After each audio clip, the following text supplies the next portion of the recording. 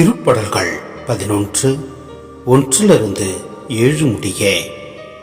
நான் ஆண்டவரிடம் அடைக்கலம் புகுந்துள்ளேன்.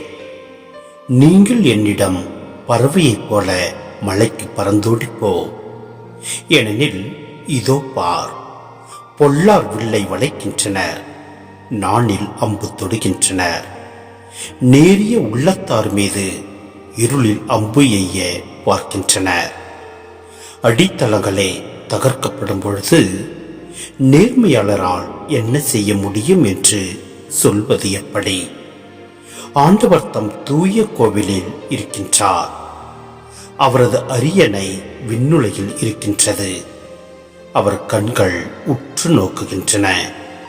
அவர் விழிகள் மானிடரை சோதித்தருகின்றன. ஆண்டவர் நேர்மையாளரையும் பொல்லாரையும் சோதித்தருகின்றார். வன்முறையில் நாட்டம் கொள்வோரை அவர் வெறுக்கின்றார். அவர் பொல்லார் மீது கரிநெருப்பும் கந்தகமும் சொரியும்படி செய்கின்றார். பொசுக்கும் தீக்காற்றே அவர்கள் குடிக்கும் பானமாகும். ஏனெனில் நீதியுள்ள ஆண்டவர் நேரிய செயல்களை விரும்புகின்றார்.